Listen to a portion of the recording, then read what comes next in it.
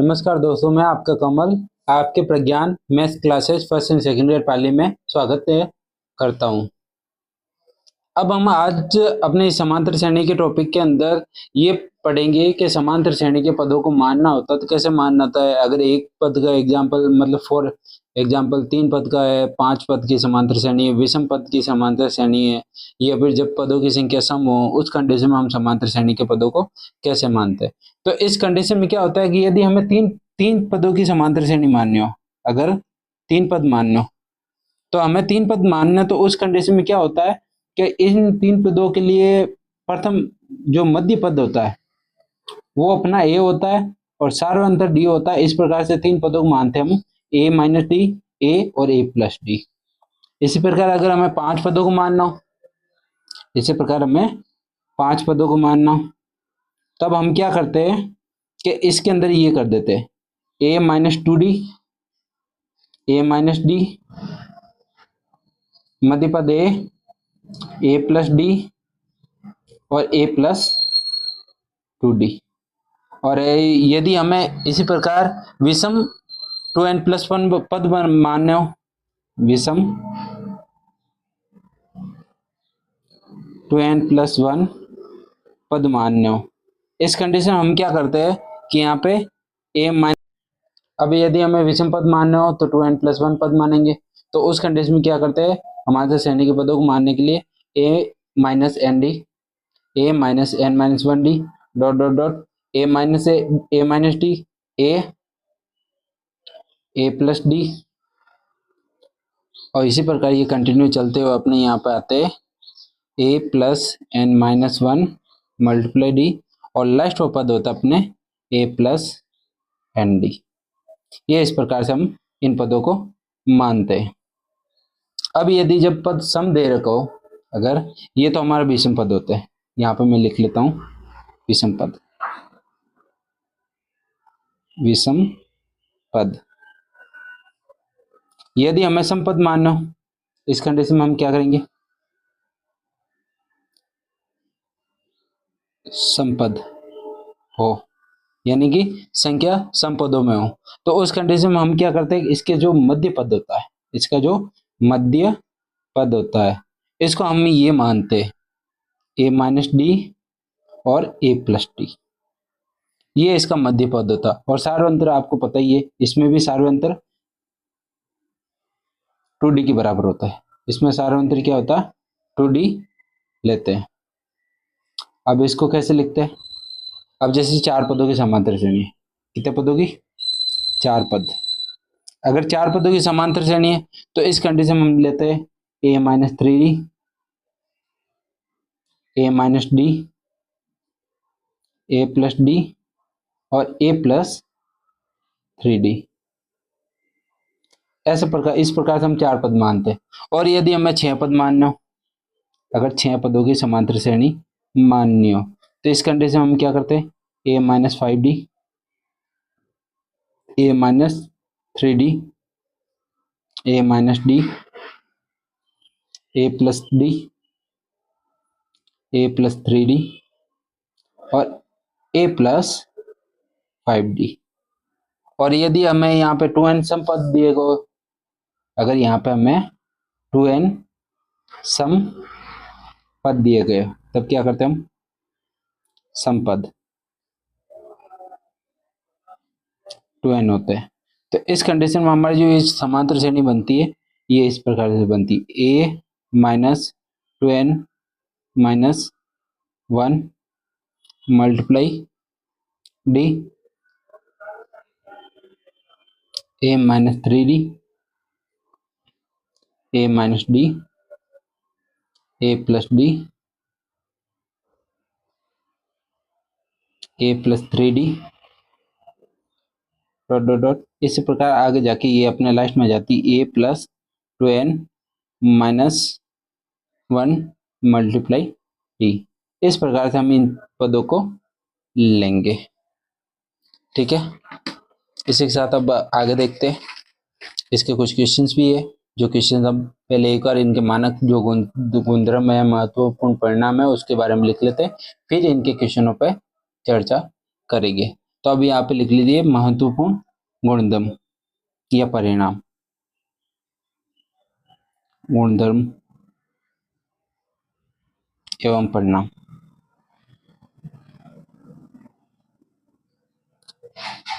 अब हमारे जो एग्जाम में क्वेश्चन बनता है मानने के लिए या फिर कुछ अलग टाइप के क्वेश्चन भी बनते हैं, तो उस कंडीशन में क्या होता है। अब क्वेश्चन दिया गया है फॉर एग्जांपल, जैसे कि हमने अभी पहले पढ़ा था व्यापक समांतर श्रेणी, जो कि क्या होती है A+D, हमने पढ़ा था ये व्यापक समांतर श्रेणी, व्यापक समांतर श्रेणी जो कि हमारी थी A+D, A+2D, ये हमारे nवा पद होता था, जो कि हमारा व्यापक पद होता था, यानी कि nवा पद और व्यापक पद दोनों एक होता है, nवा पद या व्यापक पद, जो कि हमारा होता था A प्लस व्यापक पद या nवा पद को हम Tn से निरूपित करते हैं, तो हम ये कह सकते थे A+n-1 मल्टीप्लाई में D, जहाँ पे D सार्वंतर होता था, n पदों की संख्या होती थी और A अपना प्रथम पद होता था। अब यदि हमें समांतर श्रेणी दी गई है, ठीक है, और अंत से nवा पद ज्ञात करना होता था, जैसे कि ये दिया गया अपने, उसको स्टार मान लीजिए, एक समांतर श्रेणी A+D प्लस A+2D का अंत से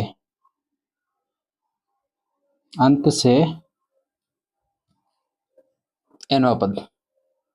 अब हमें बोला गया अंत से nवा पद, तो अंत से nवा पद होता था, तो हमने पहले भी देख रखा है, वो इस प्रकार होता था कि TNE, जो कि एंडिंग होता था।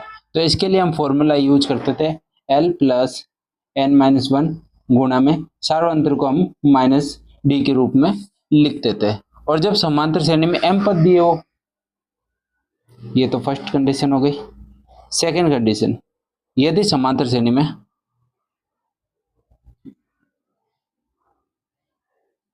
जब समांतर श्रेणी में m पद हो,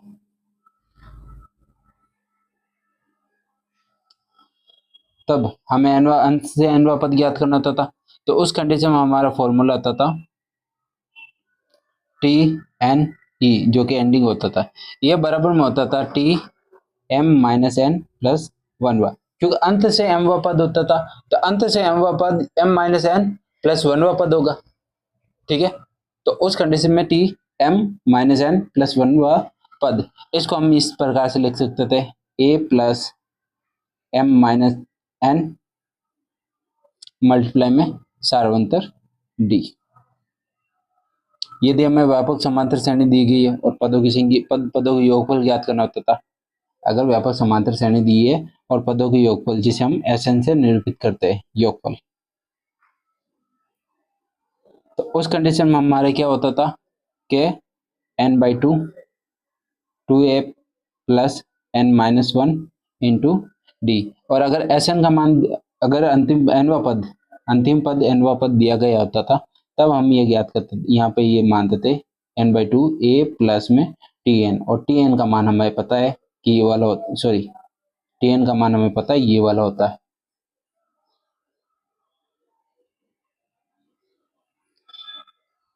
इसी प्रकार अब देखो कुछ इंपॉर्टेंट क्वेश्चंस भी बनते हैं, जैसे कि फॉर एग्जांपल,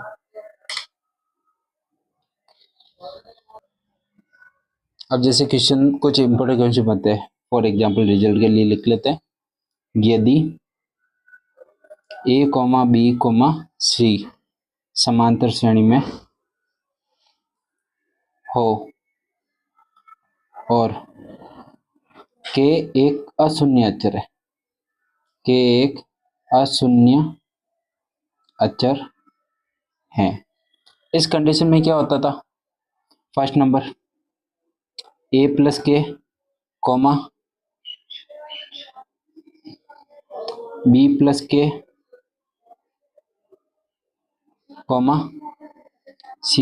C+K, ये भी अपने समांतर श्रेणी में हो गए। ये भी किस में हो गए, समांतर श्रेणी में हो गए। इसी प्रकार अगर माइनस करें तो उस कंडीशन में ये भी होता था a माइनस के, बी माइनस के, कॉमा सी माइनस के, ये भी अपने समांतर श्रेणी में हो गए। और ये रूल अपने मल्टीप्लाई और डिवीजन में भी लागू होता था, गुणन के लिए और भाग के लिए। इसको भी लिखने की वैसे जरूरत तो नहीं है, फिर भी लिख देता हूँ। ए के कोमा बी के कोमा सी के, या ए अपॉन में के कोमा बी अपॉन में के कोमा सी अपॉन में के, ये भी किस में होगा, अपने समांतर श्रेणी में हो गए। इसी प्रकार यदि हमें ये दिया गया कि 1 अपॉन में बी सी कोमा 1 अपॉन में सी ए कोमा 1 अपॉन में ए बी, तो ये भी अपने किस में हो गए, समांतर श्रेणी में हो गए। यदि हमारे ये दिया जाए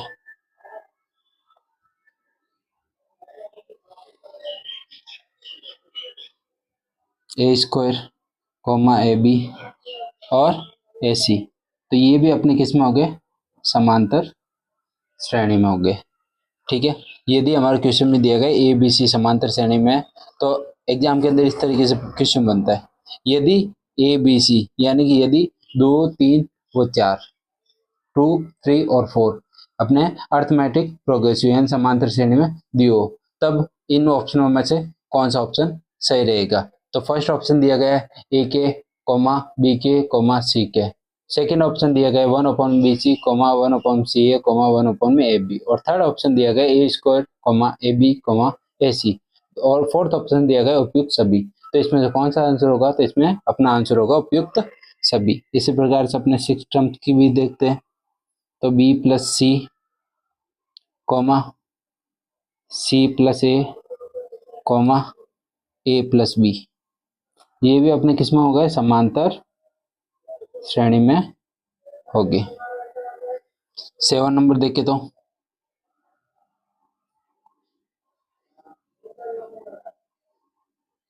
बी प्लस सी माइनस ए, सी प्लस ए माइनस बी और ए प्लस बी माइनस का सी, ये भी अपने समांतर श्रेणी में हो गए। यदि अपने ये दिया जाए कि ए बी सी समांतर श्रेणी में है, तब बी प्लस सी का square minus A square comma C plus A का square minus B square comma A plus B का स्क्वायर माइनस सी स्क्वायर, ये भी अपने किस में हो गए, समांतर श्रेणी में हो गए। यदि दिया जाए ए अपॉन में बी प्लस सी अपॉन में बी सी, ए प्लस ए कोष्टक में बी प्लस सी अपॉन में बी सी, बी कोष्टक में सी प्लस ए अपॉन में सी ए, और कॉमा सी कोष्टक में ए प्लस बी अपॉन में ए बी, तो ये भी अपने समांतर श्रेणी में होगी। ये भी अपने किस में होगी, समांतर श्रेणी में होगी। इसी प्रकार अगर हमारा ये दिया जाए एग्जाम के अंदर कि A square B plus C comma B square C plus A comma C square A plus B, तो ये भी किस में होगी, अपने समांतर श्रेणी में होगी। नेक्स्ट देखते हैं, यदि b C comma a square comma c a minus B square comma A b minus C square, तो ये भी अपने किस में होगी, समांतर श्रेणी में होगी। कई बार हमारे एग्जाम में क्वेश्चन आते हैं, और एग्जाम में क्वेश्चन आते भी इस प्रकार से, उनमें यही दिया होता है कि कौन कौन सा समांतर श्रेणी में, कौन सा समांतर श्रेणी में नहीं है, तो वहां पर हमारा कंफ्यूजन होता है।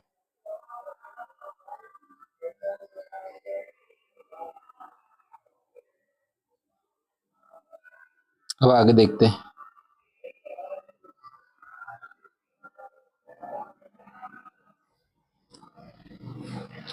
अब यहाँ पे क्या होगा, एक अपनी टिप्स इस प्रकार से भी बनता है एग्जाम में थियोरेटिकल क्वेश्चन बन जाए कि एक परिमित समांतर श्रेणी में प्रारंभ, एक परिमित समांतर श्रेणी में प्रारंभ तथा अंत। अगर समांतर श्रेणी प्रारंभ मतलब समांतर श्रेणी परिमित है तो उसका प्रारंभ और अंत से समान दूरी, समान दूरी वाले पदों का योग, पदों का योगफल, समान दूरी वाले पदों का योगफल अचर रहता है। इसको हम किस प्रकार से लिख सकते हैं कि इसको हम लिख सकते हैं टी आर प्लस में T N minus R plus one पद। जैसे होता है अपने टी आर यानी कि समांतर श्रेणी के एन वा पद और अंतिम पद से अगर एन आर वा पद ज्ञात करना हो तो हम ये ज्ञात करते हैं A N minus R plus वा पद प्लस वन वा पद, जिसको हम डायरेक्ट इस प्रकार से भी लिख सकते हैं टी वन प्लस में टी एन फॉर ऑल, जहाँ पे आर का मान होता है अपने 1,2,3, डॉट डॉट डॉट एन तक। ठीक है। और यदि अपने एग्जाम में ये भी दिया जाता है कि एक समांतर श्रेणी का प्रत्येक पद, लिख लीजिए ये भी,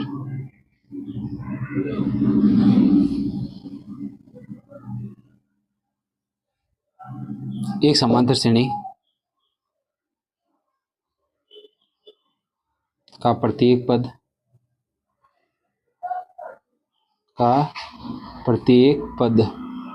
पहले पद के अतिरिक्त, प्रत्येक पद पहले पद के अतिरिक्त, एक समांतर श्रेणी का प्रत्येक पद पहले पद के अतिरिक्त इससे समान दूरी पर, पहले पद के अतिरिक्त इससे समान दूरी पर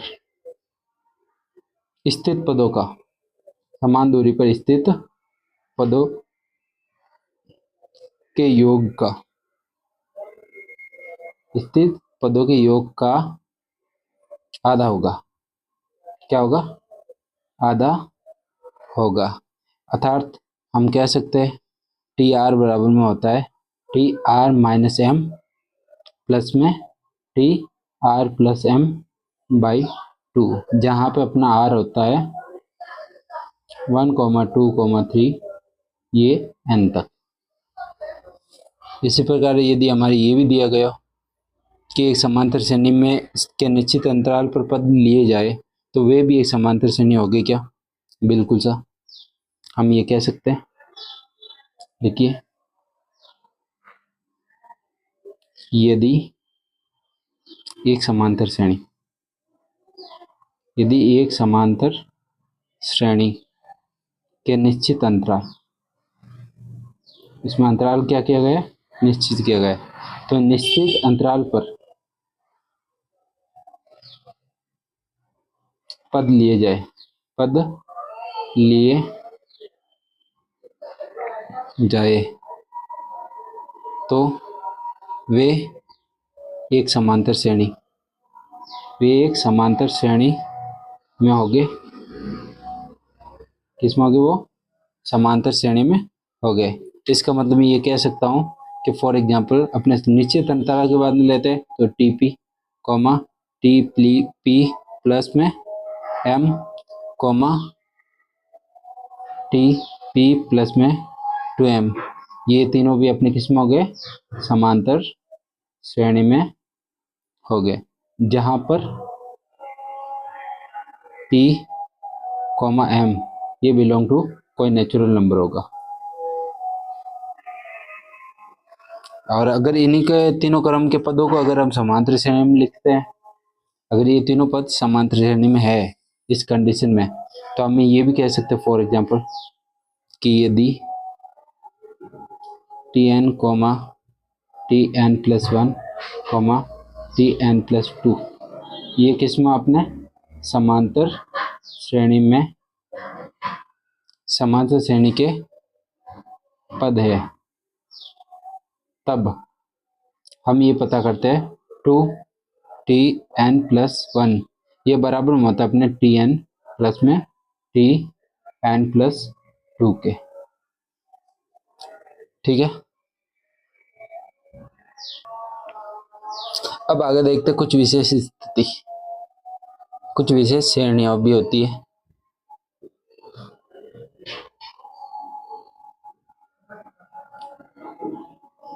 कुछ विशेष श्रेणी,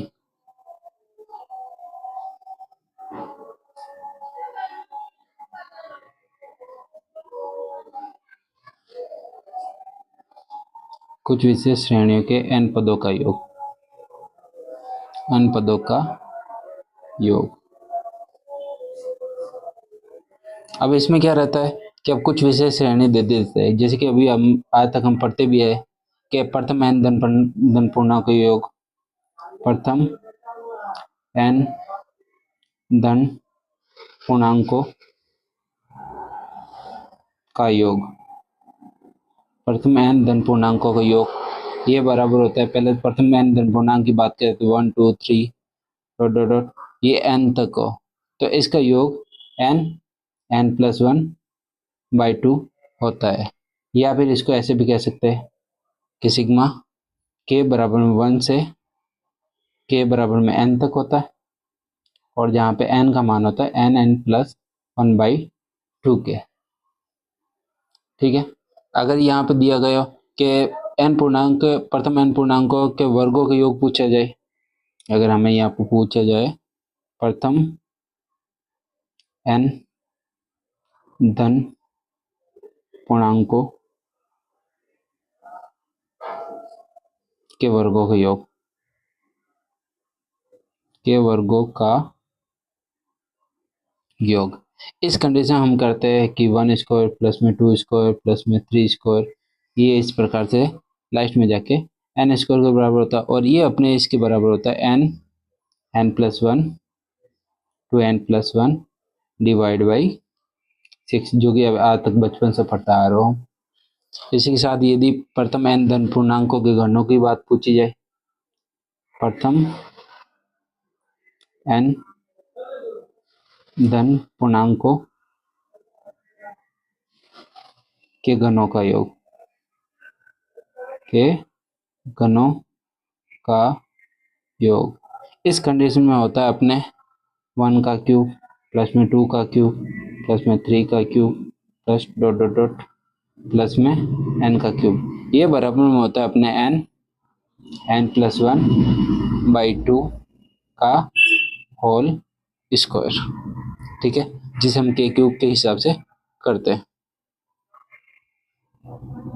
अब यदि अपना अगला पूछा जाए कि प्रथम n विषम धन पूर्णांकों का योग पूछा है, क्या पूछा गया कि प्रथम n विषम धन पूर्णांकों का योग, प्रथम n विषम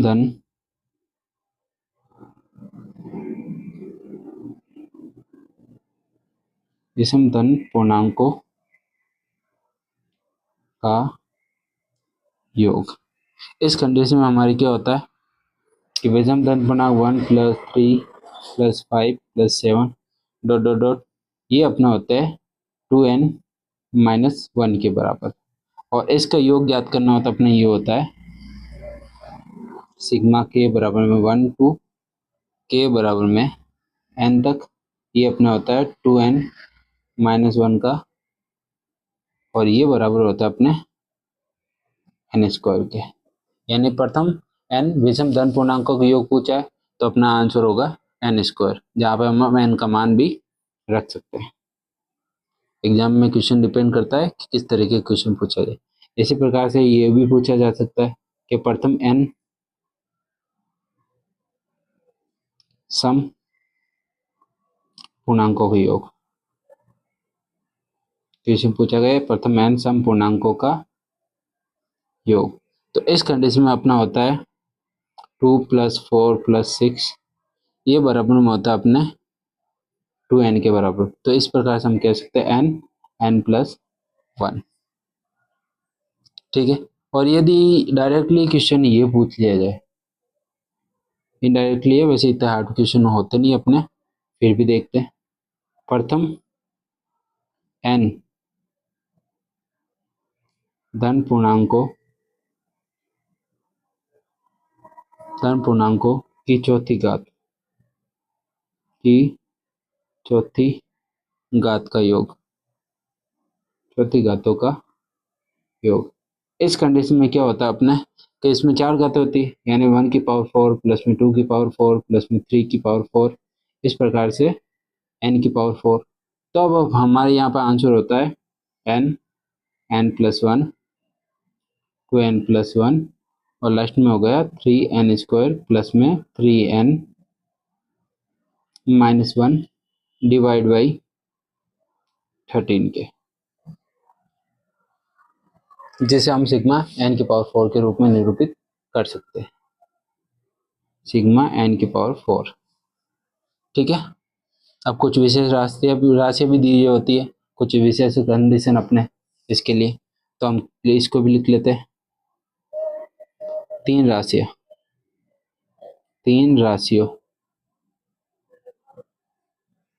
a, b, c के लिए, अगर 3 राशियाँ दी हो a, b, c, तो उसके लिए हमारा ab प्लस में bc प्लस में ca, ये बराबर में होता है अपना 1/2 a plus b plus c का whole square minus a² plus में b² प्लस में c² के बराबर। ठीक है। ये अपने a प्लस बी के होल स्क्वायर का, a प्लस बी प्लस सी के होल स्क्वायर का फॉर्मूला भी है। इसी प्रकार अगर हमें दी गई हो 4 राशियाँ, अगर हमें 4 राशियाँ दी गई हो, 4 राशियों के लिए a, b, c, d के लिए अगर 4 राशियाँ दी गई है, तो उनके लिए हम क्या करते हैं, उनके लिए भी ऐसे ही होता फॉर्मूला, ए बी प्लस में ए सी प्लस में ए डी प्लस में बी सी प्लस में बी डी और लास्ट में होता है अपने सी डी। ये बराबर में होता है अपने 1/2 a plus b plus c plus d का whole square minus a² plus b² plus में c² और d², ये इसके बराबर होता। और इसे हम अपने इस प्रकार से लिख सकते हैं, सिग्मा ए बी के बराबर लिख सकता है। इसी प्रकार अगर हमें ये दिया जाए कि n राशि a1, a2, a3 dot dot dot an के 2 या 2 पदों को लेकर गुणनों का योग पूछा गया है, इसमें 2 पदों को लेकर गुणनों का योग पूछा था, इस कंडीशन में क्या होता है, लिखिए n राशियों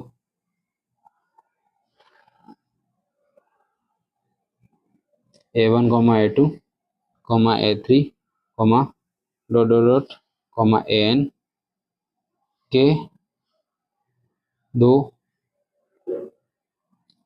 पदों को लेकर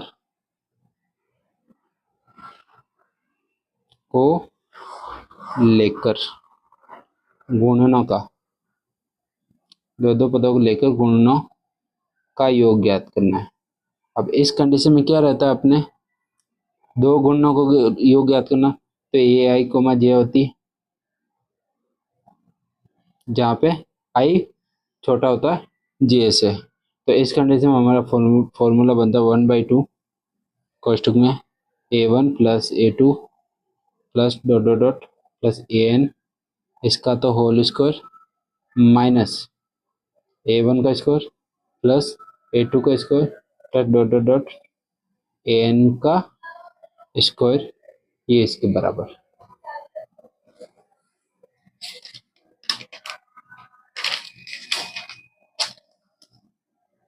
अब इसी के साथ आज की क्लास में इतना ही रखते हैं, फिर मिलते हैं अपनी अगली क्लास में। और अगली क्लास में अब जब मिलेंगे तो समांतर श्रेणी के जितने भी क्वेश्चन अपने एग्जाम में आ रखे, आरपीएससी और नेट सेट, अपने एमएससी और अपने हरियाणा बोर्ड, इन सभी के अंदर जो भी अपने फर्स्ट ईयर सेकेंड ईयर के लेक्चरर के या कॉलेज प्रोफेसर के एग्जाम आ रखे, उन सभी क्वेश्चनों पे 1 बाय 1 चर्चा करेंगे समांतर श्रेणी के क्वेश्चनों के लिए।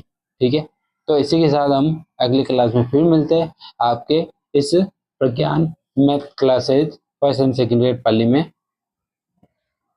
इसी के साथ अगर चैनल को लाइक, शेयर और फॉलो नहीं किया है तो अभी इसी चैनल को लाइक और शेयर कीजिए और सब्सक्राइब कीजिए। धन्यवाद।